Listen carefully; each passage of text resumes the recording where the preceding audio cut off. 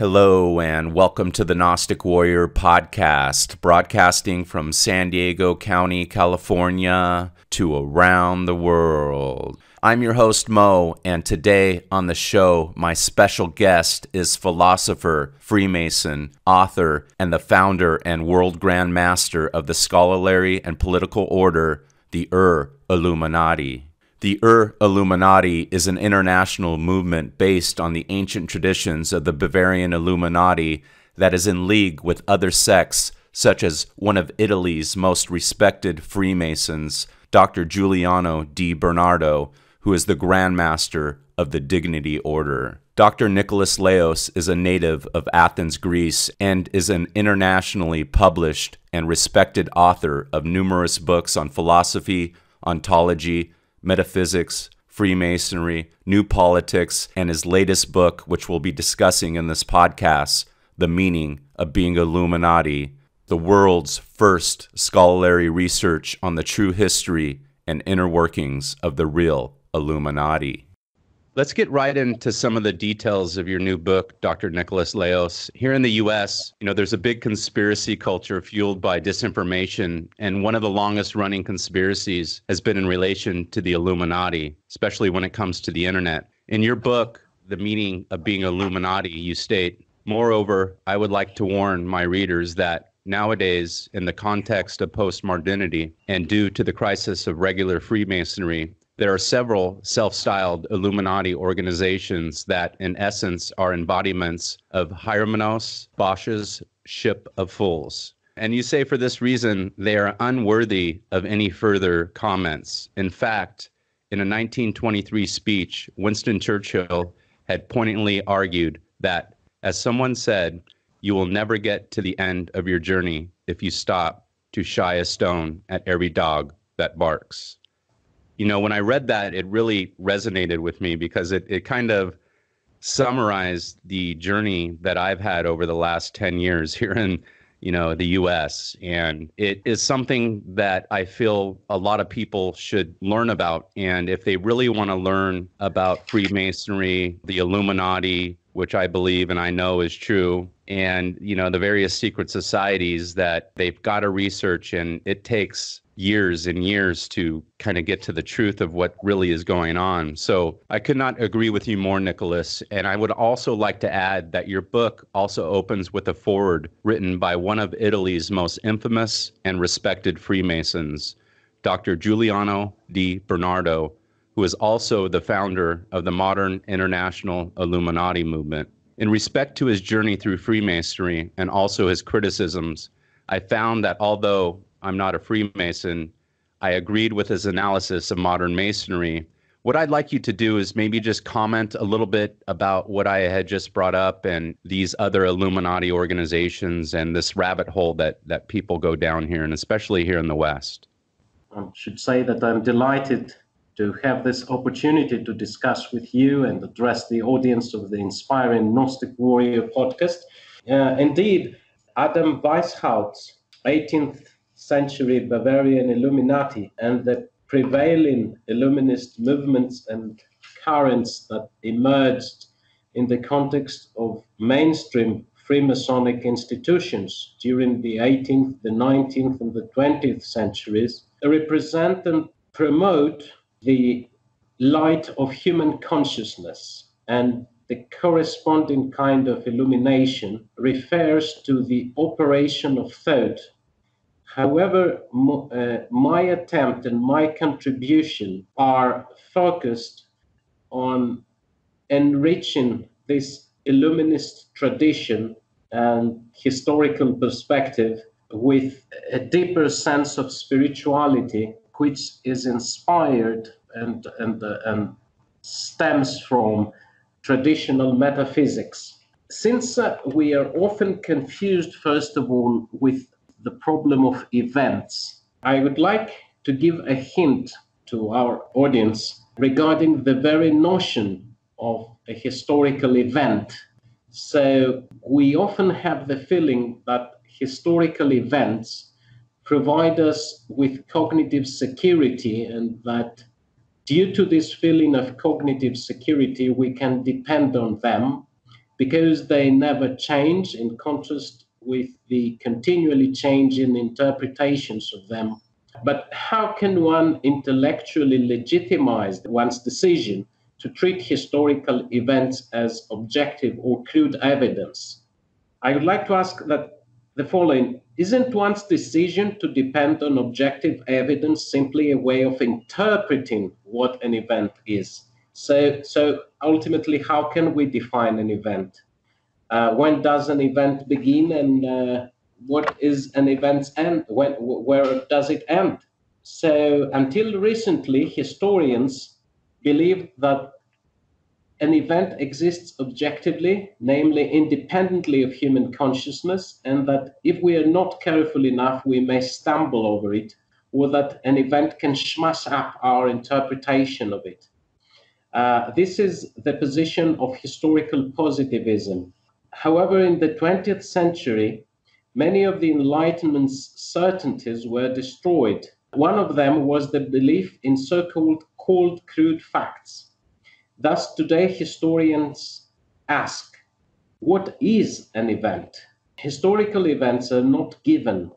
They're not material realities buried somewhere in time. We cannot bring them back to the historical surface, clean them up, and then exhibit them to our contemporaries under strong spotlights, as if we were in a museum. A piece of historical research has nothing in common with a museum showcase.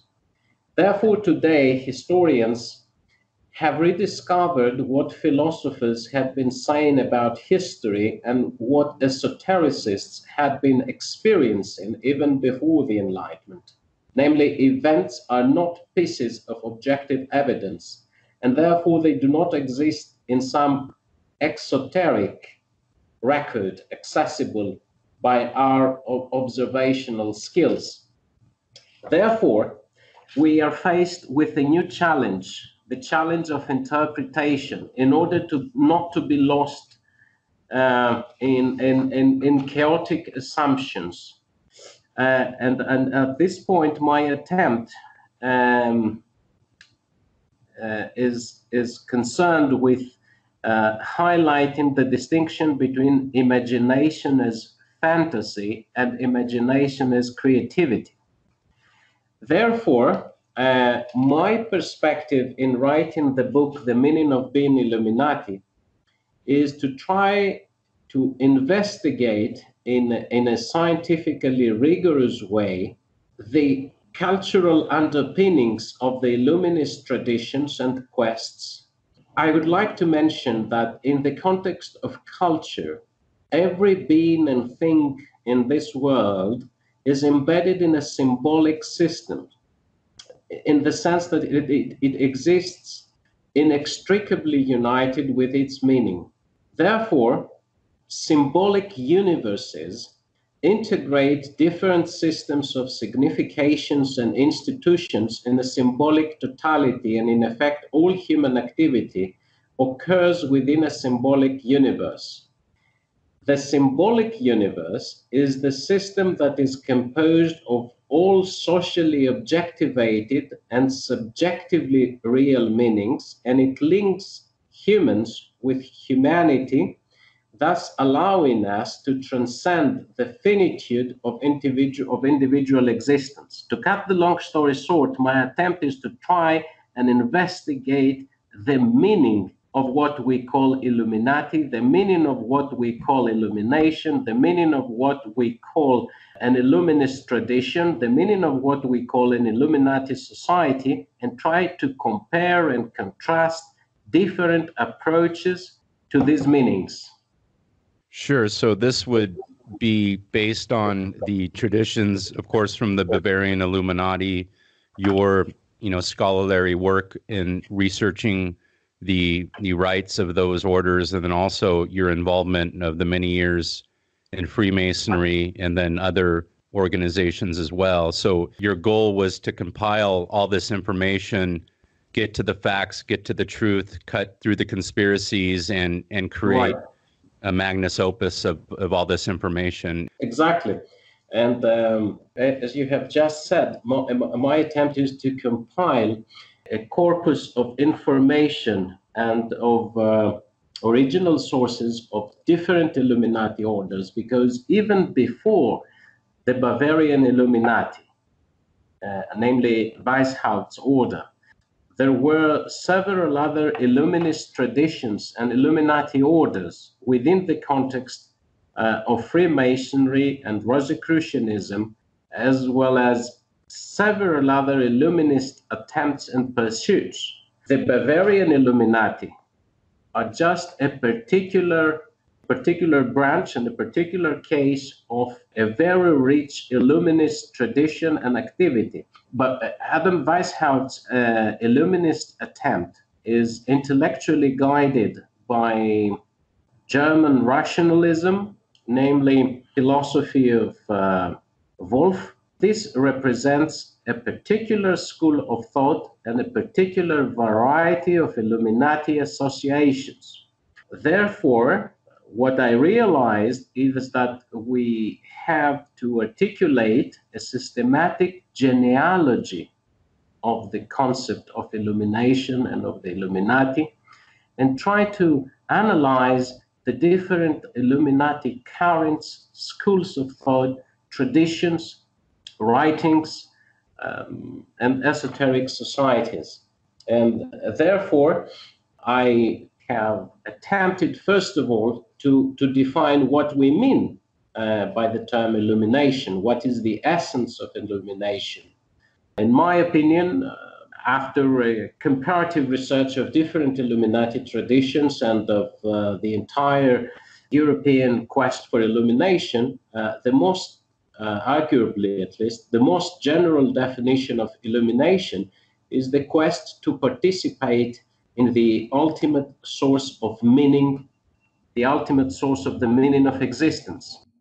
And by being in communion with an ultimate source of meaning, building a better human being within a better society. Therefore, immediately we come up with three fundamental questions.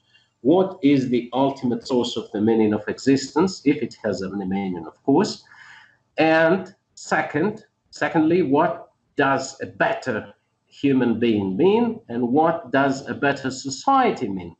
So these three ultimate questions determine and are the guiding principles on the basis of which one can distinguish between different Illuminati schools of thought, proposals, and Illuminati orders. So if someone comes up, argues that he or she is an Illuminatus or an Illuminata in female form, or represents an Illuminati organization, I believe that what we have to do next is to ask him or her to answer these three fundamental questions in order to understand what does one mean by the term illumination and Illuminati. Because there's a different answer from the different organizations or whoever you might be talking to. And indeed, and the same, this obviously, of course, the same is true in the realm of philosophy and in the realm of political theory, of psychology. I mean, primarily philosophical psychology. These are issues that have to be systematically elucidated, not just clarified. We have to be able to give an account of what we maintain by the use of these very important terms. yes, definitely. And that's why, of course, you wrote the book to clarify the different positions from the different Illuminati organizations, and then also your own position. And that way people could read the book and understand that there's different types of brotherhoods and secret societies, and some are on the Black Brotherhood, the White Brotherhood, and with your organizations, the Ur-Illuminati. would be, as you say, a middle path, I believe. Is it a middle path, or would you say just a different path? I would say both. There are issues with respect to which I would characterize my path as a middle path, and there are issues with regard to which I would characterize my thesis as an alternative path. People could misinterpret that because you haven't established that, and people have different interpretations of the different paths as well, correct? Correct, yes, indeed, and unfortunately, there is since approximately the late 19th century, unfortunately, there is an ongoing, I could say, war between esoteric societies and movements about the fundamental paradigm regarding society and civilization. That's why I have attempted to propose two broad categories, that of the White Brotherhood and the Black Brotherhood, in order to be able to categorize different particular currents and ways of thinking in the realm of esoteric societies, and be able to make quick reference points and map the different movements in this field. Would you say this war is for power, for supremacy of controlling other secret societies, meaning, I am the supreme Freemason organization and you guys must, bow our laws and our bylaws, and if you don't, you're irregular. Is it like that meaning? And then also these people, would it be completely just to maybe for their own personal selfish reasons, just to keep power and keep things complacent, rather than doing what Freemasonry is all about and what the Illuminati was always supposed to be about, and that was building essentially a philosophical kingdom ruled by philosophical wise people rather than bourgeois elites who think they're wise? Unfortunately, more and more, this international war of esoteric societies reduces to power politics. This is a very unfortunate situation, because if we discuss with representatives of different, for instance, Masonic organizations, we will realize that in our days, the major differences and confrontations among and between the various Masonic organizations, for instance, are related to issues of regularity and power politics, and not and do not refer to principles. So it is a confrontation based on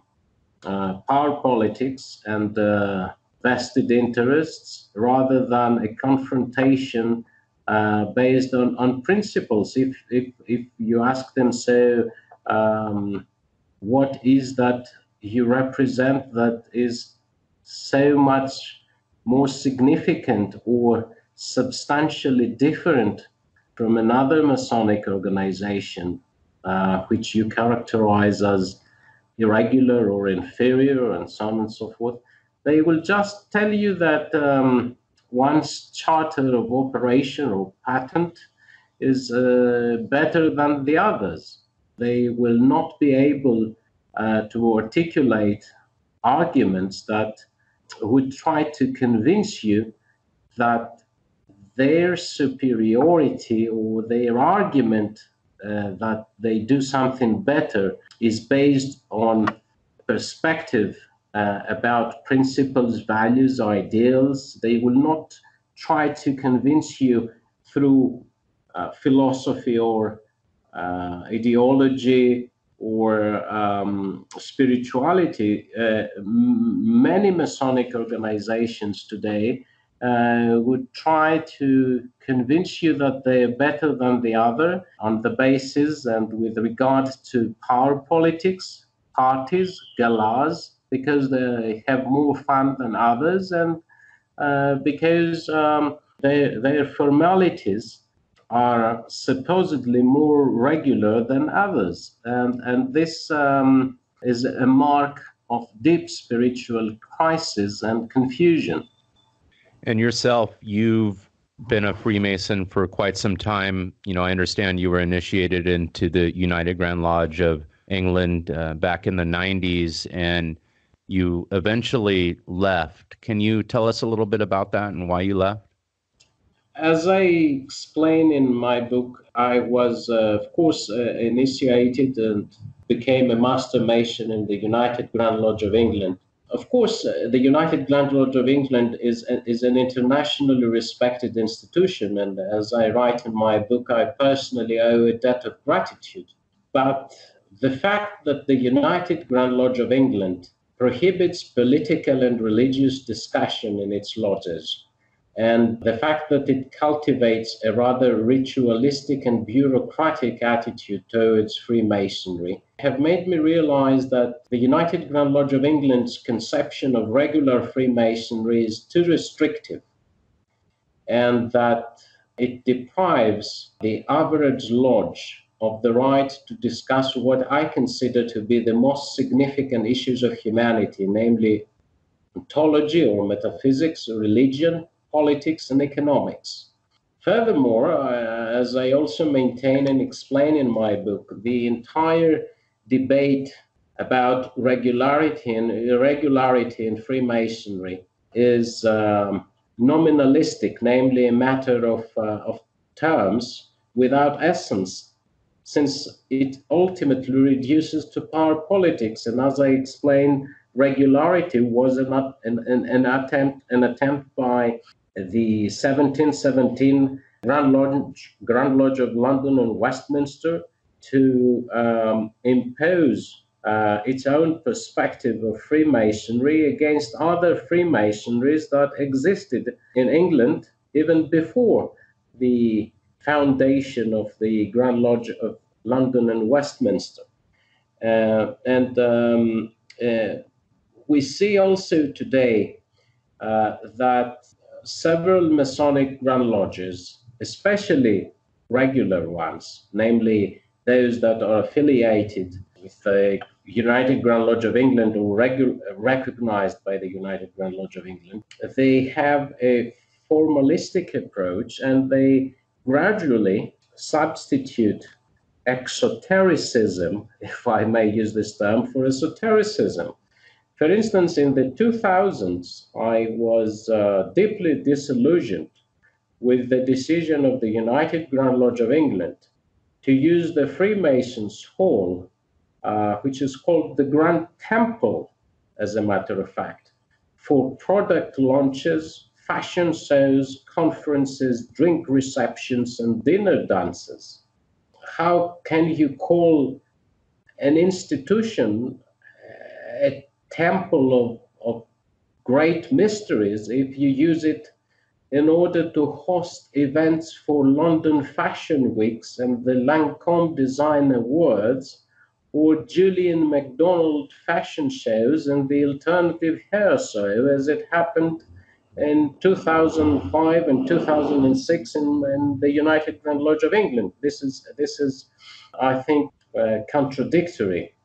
That's why, given my eagerness to combine Freemasonry with deep esoteric studies and with the interplay between spirituality and civilization in general, including politics, religion, technology, science, and so on and so forth, I decided in the early 2000s to pursue a different Masonic and esoteric path, and I started pursuing my Masonic and esoteric interests in the context of a different Masonic rite, the ancient and primitive rite of Memphis Mizraim, and through Illuminist organizations.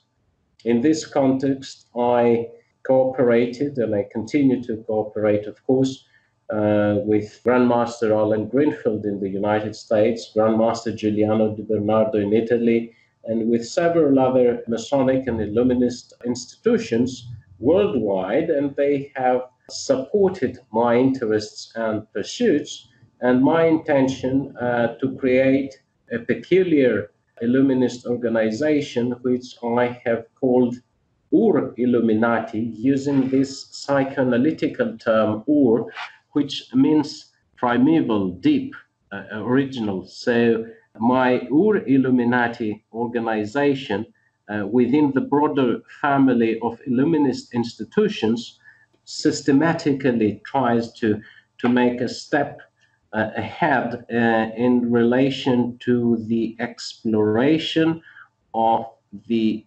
reality of the core of what we call illumination. When I look at, the most prominent Freemasons and, Illuminati, they've always been the greatest thinkers and philosophers on the cutting edge of science, alchemy. It's really exciting to, hear this. And, I've interviewed hundreds of people over the years. I've talked to many Freemasons, 33rd degree Freemasons that have left the order because of the reasons that you state. So I think this is a great time for people. And, my own analysis of Freemasonry and research in the current modern Masonry is really spot on with what you say, even though, like I said, I don't have that experience from the outside looking in.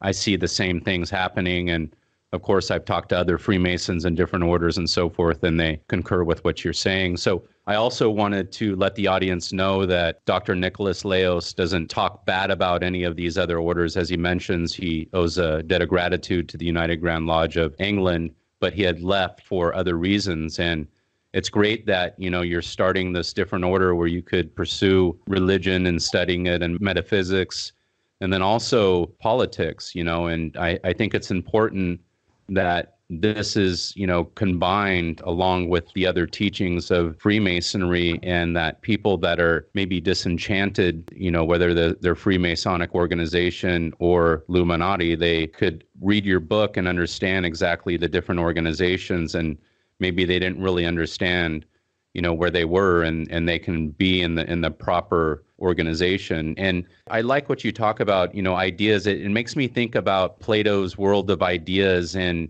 these different organizations as we go, 2,000 years later, these ideas have changed, and people have taken them and they've changed them and they've morphed them. And it seems like these different currents went in different fields, and these different organizations are kind of organically set up now, and people can be attracted to them. It's like magnets, right? They find kind of who they deserve at the time. And when I found these organizations, by no means was I ready for anything illuminating. I thought I was, but I was definitely ignorant and a little bit out there, and I think that's one of the first things that happens to someone when they kind of awaken, per se, from the matrix. They go down the rabbit hole on the internet and they think they become enlightened. And that doesn't really happen until about 10 years later of hard study, philosophy, and studying these different currents, as you mentioned. One of the things that I think is important, that one of your concepts that I believe really is about being the Illuminati, is information to illumination. One of my favorite concepts is this, and you present that I think everyone that's interested in philosophy, Gnosticism, Masonry, or the Illuminati, this goes in line with when you talk about magic as well, the conscious model of magic. So let's talk a little bit about this information to illumination. Right, this is an important issue, as you have just mentioned. First of all, in my book, I clarify, again, I always start with definitions and with an attempt to conceptually clarify terms. So information, first of all, is a system of facts or data and their communication, as well as potential interpretation. And by interpretation, I mean the assignment of meaning to data. So we have, first of all, information, which means collections of data and communication of data. Second level is interpretation, which means assigning meaning to data. And by assigning meaning, I mean referring data to something that transcends and unifies them into a meaningful system. Gradually, what we realize is that in the context of this process, we came up with the issue of illumination. Rationality is just a stage. Very briefly, we could clarify this, if I may, by briefly referring to the Platonic myth of the cave, which I think is useful because it summarizes this attempt. If we proceed with our analysis of the relationship, as you mentioned, between information and illumination, I think that we can realize that the first stage of our intellectual development is a mere stage of belief, which we can say that at the stage of belief, one is more or less sentimentally oriented or instinctively oriented towards an argument. But during the stage of belief, one cannot clearly identify the difference between a thing itself and its image. A further stage, a more advanced stage, is the stage of experience.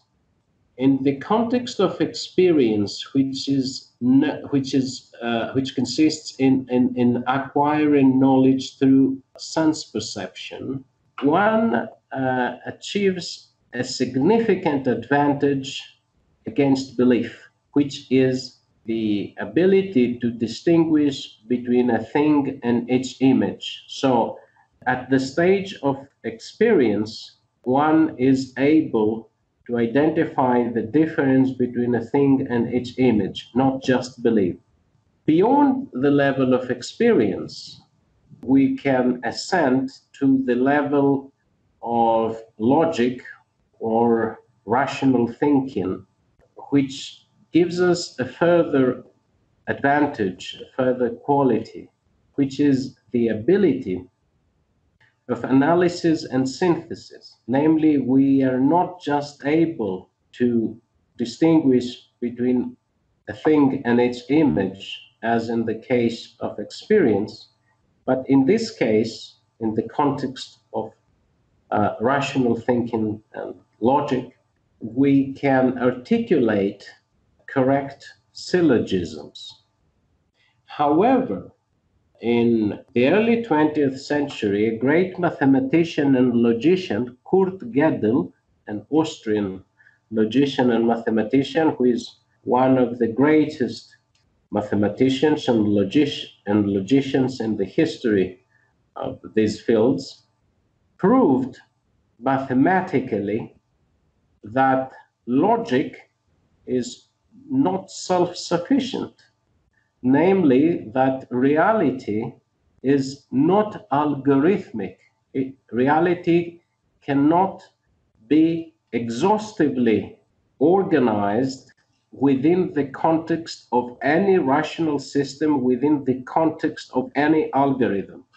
That we will always, at some point, come up, as Gödel said, with a true statement that its truth cannot be proven within the established system of reasoning. Always, at some point, we will realize that the established axiomatic system of our rational way of thinking misses something. This was mathematically proven by Gödel in the early 20th century, thus mathematically and logically, in the most rigorous way, vindicating the Platonic argument that logic and rationality is necessary but not sufficient. And therefore, beyond the stage of rational development, a new stage of cognitive development emerges, which we could call spiritual illumination, and could be approximately explained as a kind of enlightened intuition, an intuition that is post-logical and not pre-logical. It's a combination of all those different sciences, but also including the metaphysical, using reason, rationality, but also pondering and using theoretics a little bit, right? Right. Sure, and not being afraid to theorize, but not to go off the deep end, meaning you rationalize your theories with actually science, and you expand upon these ideas from our ancestors and the great philosophers before us. Right. In the realm of this ultimate stage of cognitive development, which we could briefly call illumination, we have at some point realize that there are different kinds of light. So as I explain in my book, the first kind of light is the physical light of the sun and of electricity. And the corresponding kind of illumination refers to the operation of the sense of sight, which is the most popular sense of scientific observation. The second kind of light is the light of human consciousness, what I called rationality.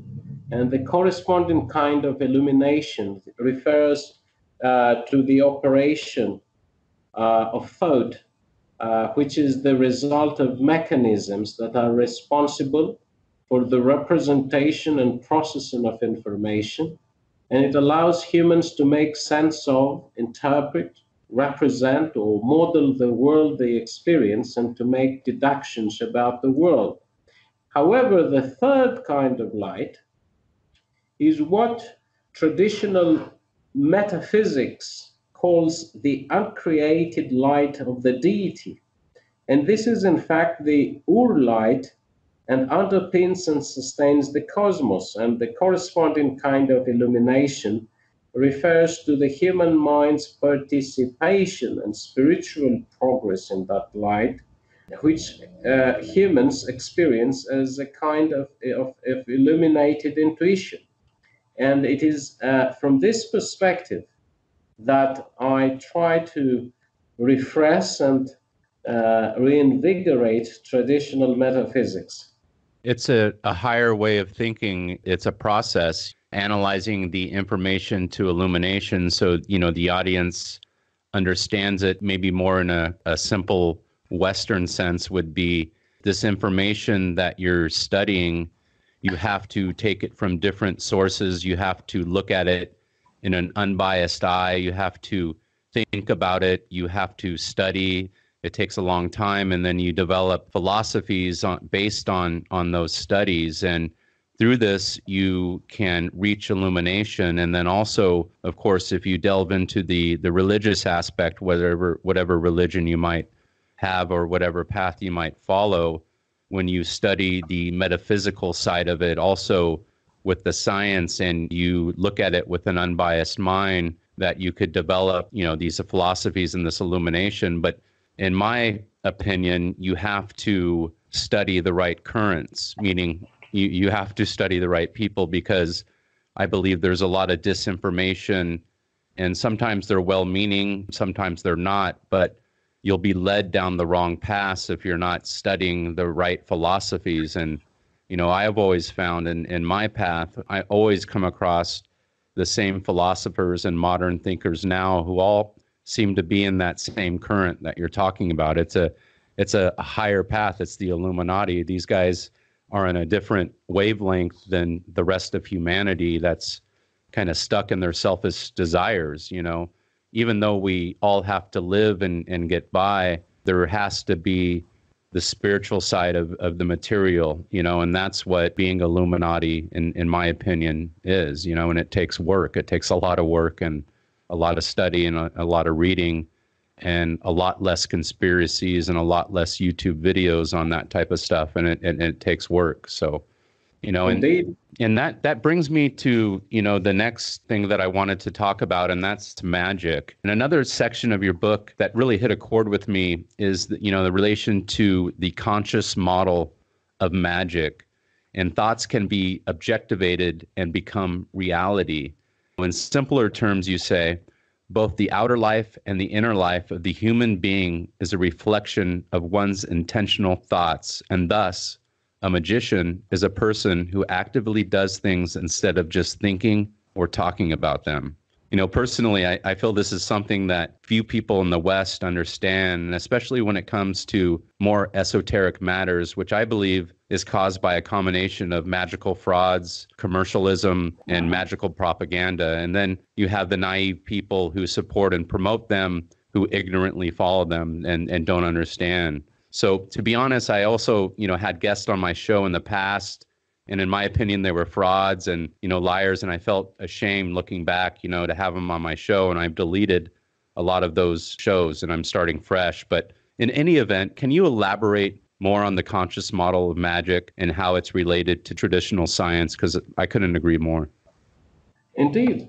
First of all, I would like to mention also another very helpful notion, which is that of transmutation in an alchemical concept, and means an attempt to understand logi, the causal and final reasons of beings, in order ultimately to purify and ontologically perfect material objects and humanity itself.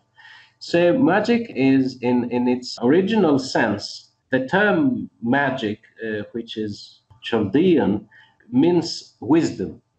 So it is the pursuit of wisdom, namely the pursuit of ultimate truths, the pursuit of the real truth. If we place this issue within a historical perspective, it is useful to mention that magic is intimately related to a very ancient attempt to pursue the knowledge of the real truth. Let me mention that several ancient civilizations have been the cradle of mysticism, whose hierophants, guided by ideational and contemplative imagination, were the prophets among the Egyptians, the Chaldeans among the Assyrians, the philosophers among the Greeks, the Shramanas of the Bactrians, the Magi among the Persians, who announced beforehand the birth of the Savior, being led by a star until they arrived in the land of Judea, and among the Indians, the so-called gymnosophists and other philosophers of Eastern nations. So we have a very rich, spiritually rich and fruitful tradition. The mystical teaching of the ancient Brahmins, who are the original interpreters of the Vedas or holy writings, is symbolized by an equilateral triangle circumscribed about a circle.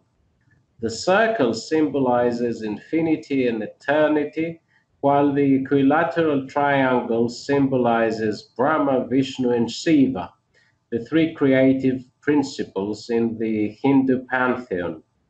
The mystical tradition of the peoples irrigated by the Ganges and the Indus rivers was brought to the banks of the Nile by the gymnosophists.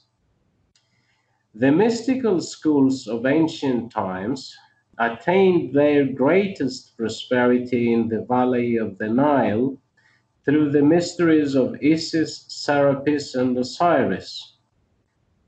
The Osiris mystery represents the human soul's drama, In particular, Osiris symbolizes the soul proper, namely what in ancient Greek is called nous, or mind, the repository of the uncreated spirit, or what the Kabbalists call neshama. So Osiris is also the son of the sun. However, within the profane man, Osiris is dead through the lower nature symbolized by Set Tython, which means through the animal soul, particularly through selfish thoughts and through selfish sentiments and passions. Thus, Osiris is buried in the shrine of the mummy of the material world and thrown into the Nile, which symbolizes material life.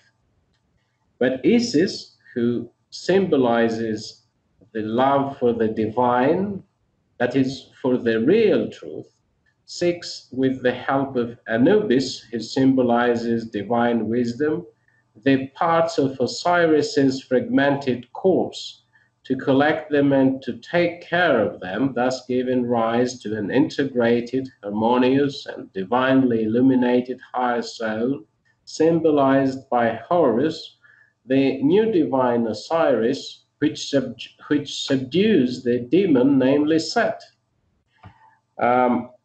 Initiation into the Egyptian mysteries was most highly valued and was embellished with the splendor of Eastern culture and lore.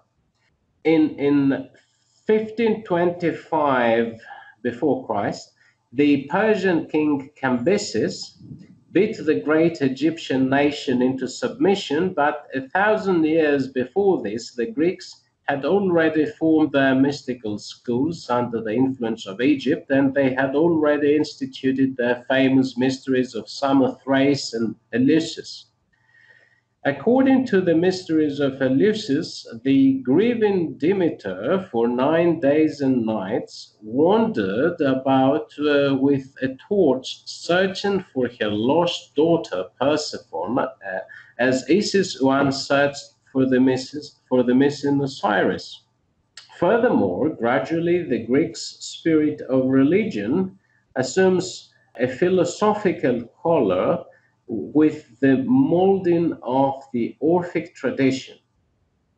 Rhythm and music give rise to an ecstatic existential state that takes on the meaning of a surrogate for death, and that does away with the straitjacket of the senses, so that it brings about a peculiar experience of spiritual liberation and offers entry to a world where life beyond the grave is the ultimate reality. So both Orphism and Pythagoreanism, each in its own way, made use of certain elements of this psychosocial and religious disposition, and thus set the stage for the development of classical Greek philosophy. Let me, at this point, mention that Aristotle sets out his two most basic results in the following way. The first result mentioned by Aristotle has to do with making the most of awareness and of its ability, firstly, to detach itself from the world of necessity, and secondly, to relate thereafter to other objects independent of all endurance, objects that awake its wonder and puzzlement and are also independent of any kind of exigency. The second result mentioned by Aristotle consists in developing the power of awareness in order to detach itself from the immediate and specific environment of the existence that is the awareness of, and giving itself over to abstract elucidation of the problems arising from the facts of its detachment. Therefore, we come up with the philosophical term logos. Logos is a term that refers to the event of disclosure or truth. Disclosure proclaims and speaks about the existence of an entity in the world. Additionally, it refers to a conscious being that is aware of the event of disclosure. And therefore, the German philosopher Martin Heidegger has pointed out that from the perspective of the Greeks' notion of truth, in Greek aletheia, truth emerges from the relationship between a disclosed entity and the viewer of this disclosure. Therefore, according to classical Greek philosophy, true being consists in a harmonious, meaningful, and decent order, specifically in the common logos, which is manifest in the cosmos. And at this point, I would like to mention that the Greek word aletheia is a combination of the prefix a signifying lack, and the Greek word lethe, meaning forgetfulness. In other words, as Heidegger has pointed out, from the perspective of Greek philosophy, truth means unforgetfulness and concealment and disclosure. According to Plato's dialogue Timaeus and according to Plotinus's book on time and eternity, time is an image of eternity. So when we live in time, we live in the realm of an image, in a sense, in the realm of a matrix, because time is an image of eternity.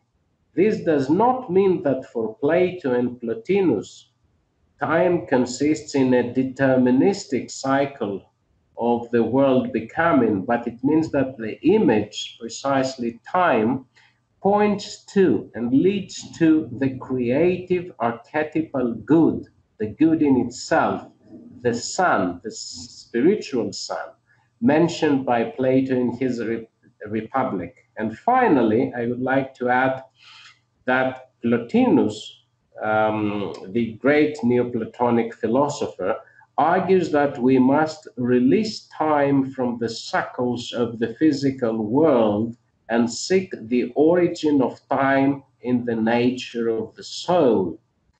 In his book on time and eternity, Plotinus argues that eternity is the radiance of the substratum of the mental principle, and it is continually in a state of changeless timelessness.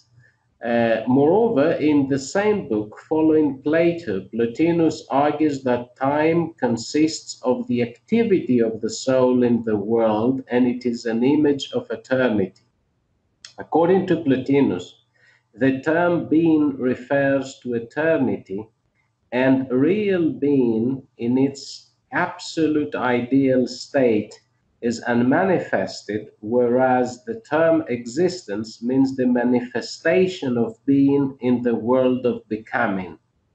Therefore, time, being guided by eternity, manifests a tendency towards perfection, and eternity manifests the participation of beings in the state of the intelligible world, precisely in a state of ontological completeness. All these men that I have referred until now formed schools. Their doctrines spread throughout the world, and thus in Judea, schools of thought were established well before the coming of Christ, including the Pharisees, who were religious conservatives, the Sadducees, who were political conservatives, and the Essenes, who were mystics, influenced by Pythagoreanism and austere Stoic practices. In this context, we can interpret magic in connection with modern science as exactly the pursuit of the relationship between the reality of consciousness and the reality of the world. And the submissiveness of the reality of the world to the intentionality of consciousness under certain conditions and from certain perspectives.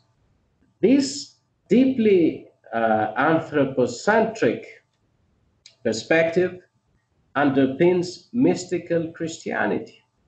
Mystical Christianity emphasizes the humanity of the divine Logos within the context of the mystery of incarnation.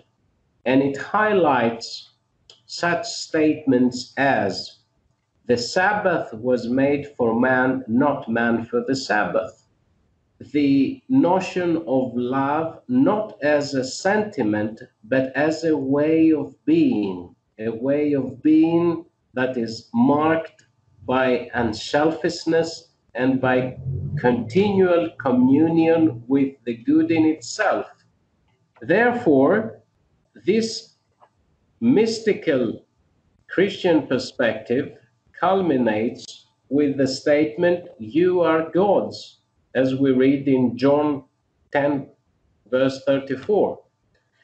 So first of all, Jesus said to humans, "You are gods," thus revealing that the true Christianity is a mystical path towards humanity's deification, and that the idea of Christ is the manifestation of every worthy religion's purpose, namely the deified man. This is the context in which I try to study the notion of magic. And of course, in my book, I try to combine it with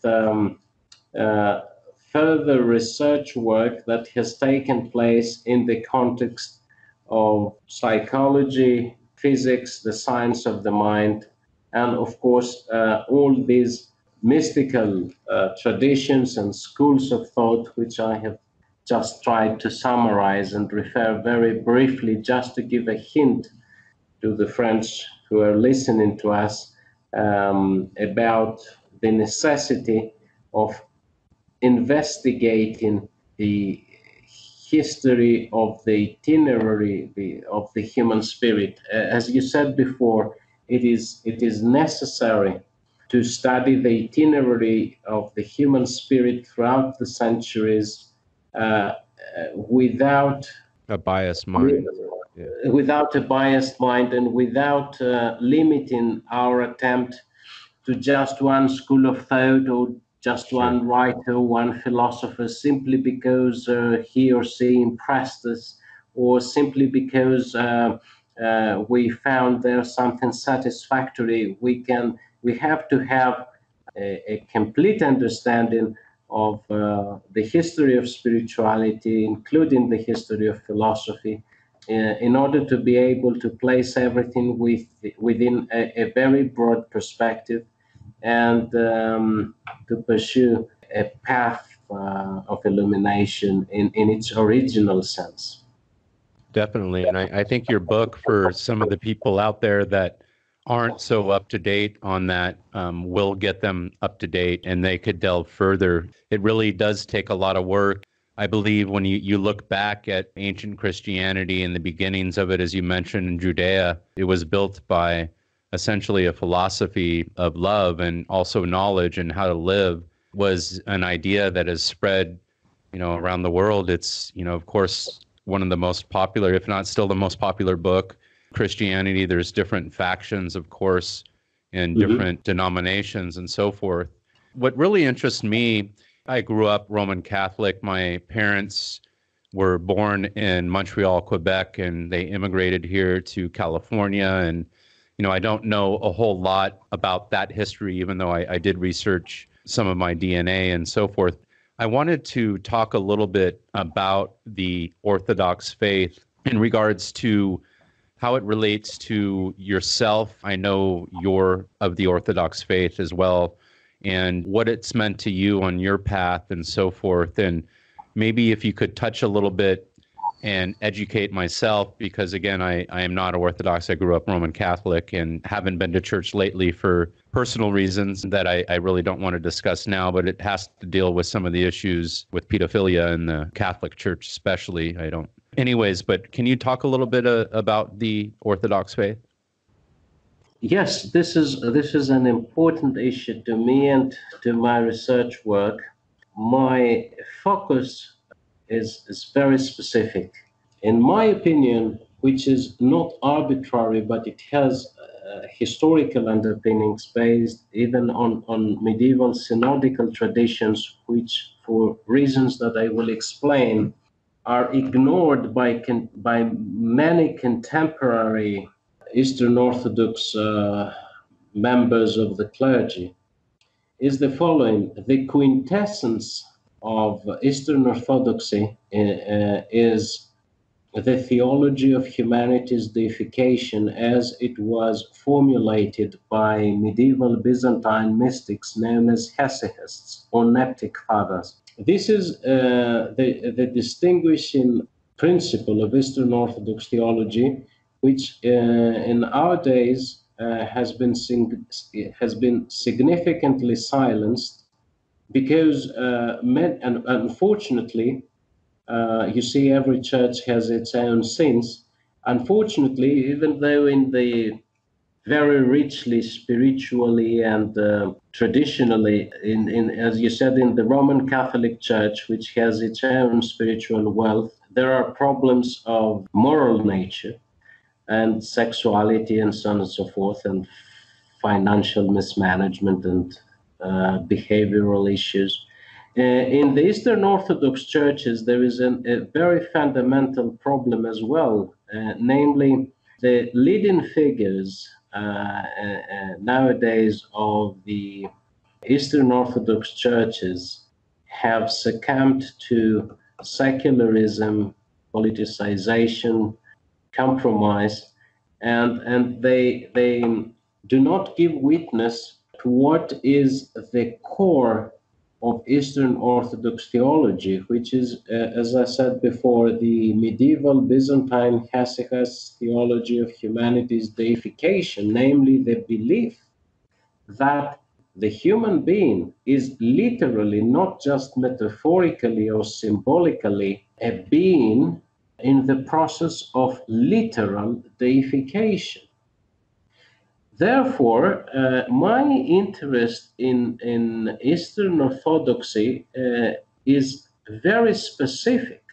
It is my orientation towards Eastern Orthodox mysticism is focused exactly on this specific theological school, which, as I said, is not a marginal theological school within Eastern Orthodoxy, but it represents, as it was synodically decided in the Middle Ages, it represents the quintessence and the exclusive truth of the Eastern Orthodox Church, which of course has been forgotten nowadays, that the entire issue of Christianity is how the human being will partake of the deity. In my book, I combine the study of this theological tradition with the Illuminist quests, because the hesychists, the medieval hesychists, refer to the knowledge of God as the experience of God's uncreated light. That's why I call the medieval hesychists the Eastern Orthodox Illuminati. And I try to analyze the principles of this theological tradition by investigating Gregory Palamas's writings. Gregory Palamas has been canonized by the Eastern Orthodox Church, even though, as I said before, many Eastern Orthodox archpriests and priests and, of course, believers in general ignore or silence his work. And it's repercussions and ramifications for them. Gregory Palamas teaches that regarding the knowledge of God, that even though we do not know God's essence, because God's essence is uncreated and therefore inaccessible, we can know the uncreated energies of God, and that however remote from us God's essence, yet God's energies are revealed, have been revealed to humanity, and these energies are God Himself in His action and revelation to the world. God exists complete and entire in each of His divine energies, and it is worth pointing out that the absence of any essential relationship between God and the natural world implies that there is no contradiction between the existence of God and any cosmological theory of the natural sciences. Therefore, this is another very important consequence of the Hesychast, the medieval Hesychast theology. So, to cut the long story short, what I find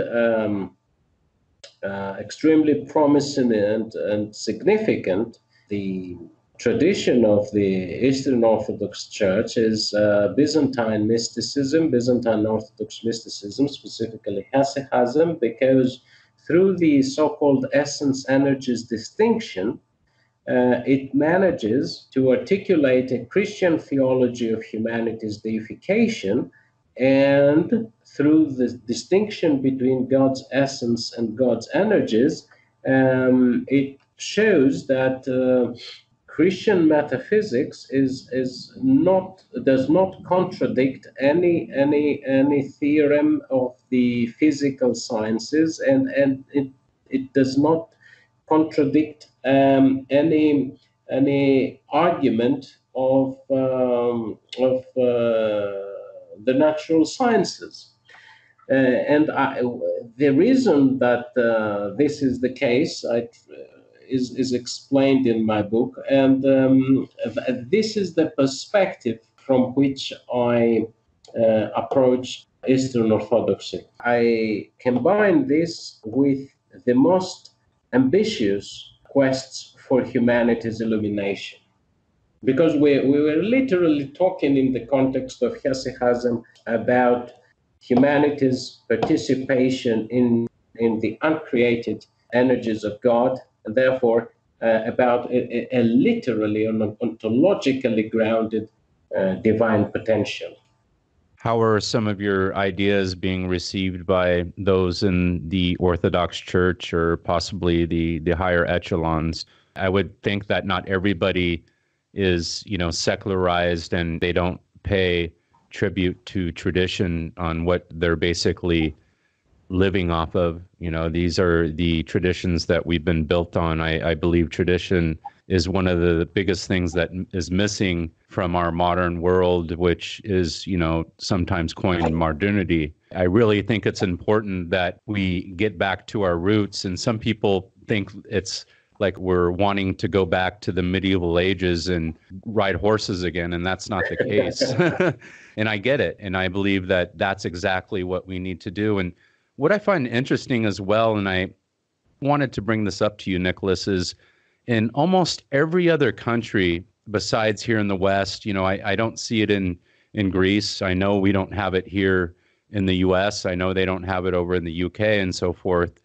There's no philosophical order that works in tandem with the clergy. I know in Islam, my research has led me to Ulam, the Sons of Ulam, and there's different organizations, and they're active now, and they're essentially philosophers who work with the clergy. I believe that's how it works, and they do politics. They do get involved in the metaphysical. They do get involved in legalism, and it's this great system. And again, I don't, of course, agree with everything that happens in various countries, but it seems like that's what's missing here in the West and maybe possibly in Greece. And, we don't have that. It's getting worse. And the more liberal we go, I've thought about this for the past 2 years, is we're literally going towards our deaths, towards nihilism. And I always believe that, liberalism, the more liberal we get, the more we get towards nihilism, and it's just getting more chaotic and chaotic. That's where I see organizations like yours being really important. So that's why I wanted to ask, how is it being received by people in your country in the upper echelons?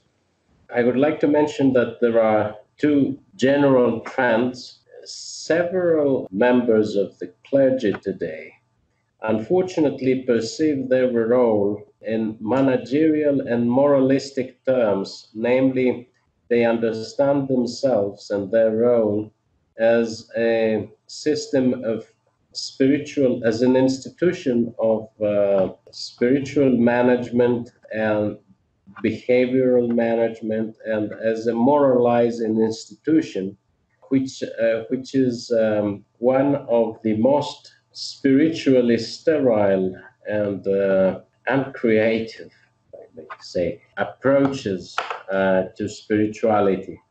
Of course, there are different perspectives, and I feel lucky enough to have the support and to be in touch with members of the clergy of different churches, not so much in Greece, because unfortunately the modern Greek society has a very significant philosophical deficit.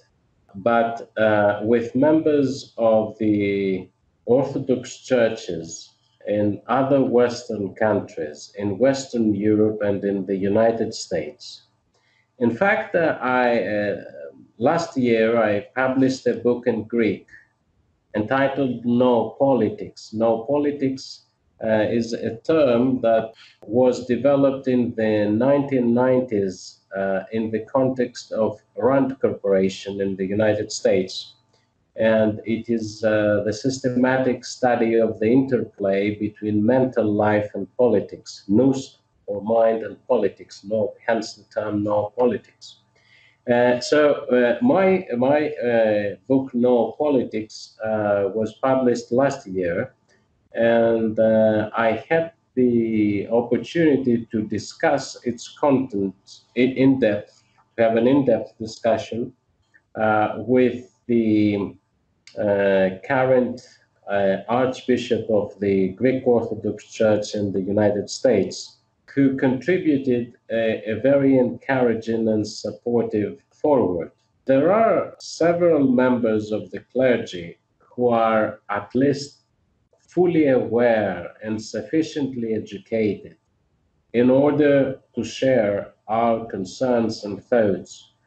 However, when the issues have to do with pursuing such attempts in a systematic way, then unfortunately they tend to give primacy to rather politicized, in the broad sense of the term, pursuits, goals, and criteria, and to a managerial approach to spirituality, and not to a philosophical approach to spirituality. And this, I would say, is arguably, but in my opinion, I believe this primacy that is given to history over eternity, and the primacy that is given to immediate political goals in the broad sense of the term over strategically existential goals, is the deep reason of our society's contemporary crisis. So one of my attempts is to try to initiate and develop a debate about fundamental perspectives and about priorities of action, and about creating hierarchies of significances, namely what is more significant, what has value, what has less value, what we call important, what we call valuable, and so on and so forth. And I would like, particularly regarding the relationship between philosophy and religion, I would like to say that during the first 2 or 3 centuries of Christianity, many Christian church fathers were not philosophically educated, and therefore they were feeling insecure towards philosophy because philosophy was being systematically used by opponents of Christianity in order to counter Christianity, and therefore many early church fathers like Tertullian became reserved, if not inimical towards philosophy. However, already in the 2nd century AD, Greek church fathers with deep philosophical education started defending philosophy as an approach to Christianity. And I would like to mention 2 cases: Justin, philosopher and martyr, and Clement of Alexandria. Justin, philosopher and martyr, who lived in the 2nd century AD, was one of the most influential early Greek apologists, and he is regarded as the foremost interpreter of the Logos doctrine in the 2nd century AD, and he is venerated as a saint in both Eastern and Western Christianity. In his dialogue with Trypho, Justin, philosopher, argues that philosophy is in fact the greatest possession and most honorable before God, to whom he leads us and alone commends us. And Justin, philosopher and martyr, argues that those who have bestowed attention on philosophy are truly holy men. So from the perspective of St. Justin, philosophy is a holy path. Similarly, Clement of Alexandria, another highly influential early Greek church apologist, articulated a philosophical approach to Christianity in his book Stromata. In that book, Clement of Alexandria maintains that the same God that furnished both the covenants was the giver of Greek philosophy to the Greeks, by which God is glorified among the Greeks. And he adds that as the proclamation of the gospel has come at the fit time, so at the fit time were the law and the prophets given to the Jews and philosophy to the Greeks, therefore equating their ascent of the church dares to equate the law and the prophets with the classical philosophers. So indeed, I deeply agree with what you have just said, that it is important to investigate the potential of and the fruitfulness of a philosophical approach to Christianity, which in fact is an original approach to Christianity, because as for instance I have just mentioned, already in the 2nd century AD we have major apologists who are canonized to defend a philosophical approach to Christianity and the fusion between philosophy, theology, and mysticism. What are your thoughts in regards to the modern interpretations of the scripture in regards to the church, whether it be the Orthodox or the Roman Catholic? I know that recently, over the last year, there's been some developments as far as in the ecumenical movement. The church is coming together. I know that Pope Francis has recently gave the bones of St. Peter to the Orthodox Church, which was a really big event. You see things moving towards brotherhood again, towards unity. I believe that this should definitely be the sincere goal of both sides. I think that it is very important to pursue a policy of union based on spirituality and not on politics. What is very important is to articulate, if the Christian church as an organized institution, not as a mystery, has anything to offer to the contemporary human being, this should be an existential proposal, a strategic existential proposal. I think that this is exactly what is missing.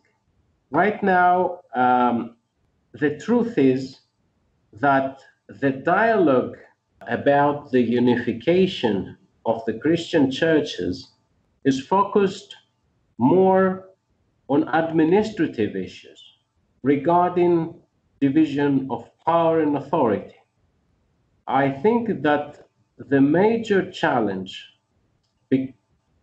is to debate about the strategic existential proposal, not in terms of managerial affairs, but in terms of existential affairs, that the Christian church could offer to the contemporary human being.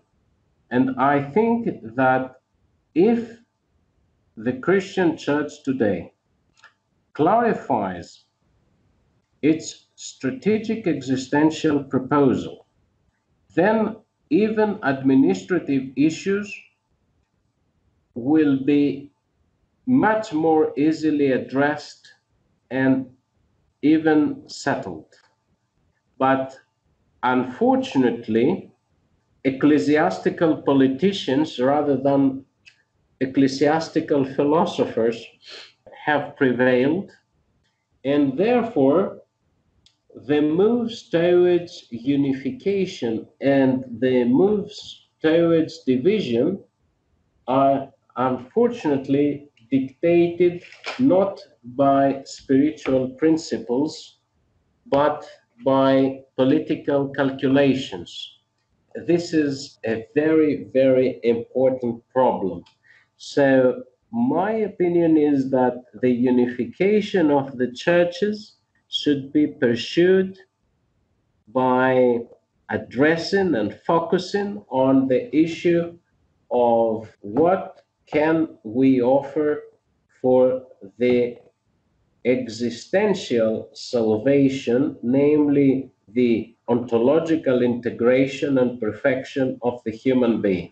Otherwise, even if the churches manage to arrive at the stage of unification, which I seriously doubt if I judge from their mentalities, I believe that this will not solve problems because it will have been dictated by practicalities, by ephemeral calculations, and it will not have been dictated by a genuine quest for existential solutions to existential problems. It's a tragedy. I mean, if we look back, if we look back to our tradition, you couldn't be a priest unless you were a philosopher and you were wise and you led by example and to the deification of humanity and your people and your community. You know, that was what it was all about. And as politics played second tune to that, you know, and the whole idea, my understanding, you know, with the advent of Christianity and, you know, the Catholic Church was to build a heaven on earth. It wasn't to build a selfish little prison with our own little cliques, you know, 1,000 different cliques, whether it be in Christianity, you know, you see it here in America. I mean, you could literally open up a church tomorrow with a corporation, right? Right. And for instance, even in the Greek Orthodox Church, there are colossal financial scandals in the United States. It seems like the only solution is that there has to be unification, whether they like it or not, and that the people have to almost demand that, because, growing up in the Roman Catholic Church, I always didn't go by what people said. I went by what they have done. And I learned that from my father, because he was one of those men, and I would see it in the church, and we would go to church, and it would be, they would say one thing and it would be the complete opposite when I got out of church. And then, I came disenfranchised and got in trouble as a youngster because I didn't have no fatherly figure, whether it be in my house or whether it be at the church, and couldn't find anybody to give me any wisdom on how to live or how to be right and gain wisdom in order to live my life right. I just was lost. And, I see that now. It's this crisis, and we're looking for answers. We're going on YouTube. We're looking for fathers. We're looking for priests. We're looking for philosophy, and it's just this crazy world. And it saddens me that, and we have all these churches, just gazillions of dollars worth of property and all these institutions, and these people that are leaving the churches, they're going to YouTube. You know what I mean? Right. Indeed. Yes. So it's again, it's a tragedy, and I hope that it changes. And, all that we could do is like you're doing. It's being Illuminati. It's taking this information, and it's taking it to that next level, and taking these ideas and, taking the facts from the past and the traditions and making them new again. It's honoring the past, and then taking what's ugly and what's evil about modernity and moving forward. And I think if we don't do that, then we're literally going to hell in a handbasket. Do you agree? Absolutely. Yes. So yeah, sign me up for whatever, I could do to help. And I don't know what the listeners are thinking out there, but it takes work to build the world that you want to see, and I think it's important that we get information, that we read books, but we have to put these philosophies in action. We have to be living embodiments of the truths and these philosophies in order to build the world we want to see and take it back. Absolutely. It's great talking to you, Nicolas. And Me too. is there anything else that you would like to leave the audience with? I think what you have just said, namely pursuing sincerely a program of hard work, but from the depth of our hearts and minds, with the right commitment and perseverance, and recognizing and becoming aware that the meaning of life is superior to life itself, and that only then life becomes meaningful. I would like to say, since we raised the issue of tradition, that the traditional philosophers and traditional spirituality and the early Christian apologists have a very important thing in common. They were all focused on the quest for true being, namely for a way of making life meaningful. And the first priority should be the quest for true being, and the second priority should be the pursuit of a practical way of organizing life. Therefore, I would like, as far as I am concerned, to leave our listeners with this idea for further thought. Instead of focusing primarily on organizing life, let's try to make a step back and think that before we start organizing our life in a practical way, let's take some more time to think about the ultimate meaning and the criteria of our action. Then we will realize that theorizing is extremely important, even from the perspective of practice, because we will have spent time and energy in order to clarify our criteria of action, our strategic plan, our strategic vision, and therefore we will be ontologically robust. And I believe that ontological robustness is again something missing. Today, everything is rather ephemeral, weak, floating. I believe in an existentially robust presence of the human being in history. And I think that a way that this can be achieved is by contemplating on the fundamental criteria of our historical presence and action. And that's where the magic comes in, and then Indeed. Putting that into practice. But it first starts with that process, and I 100% agree with you. Where would be the best place, Nicolas, for people to find your great work? My book is entitled The Meaning of Being Illuminati, and it has been published by a British publisher called Cambridge Scholars Publishing.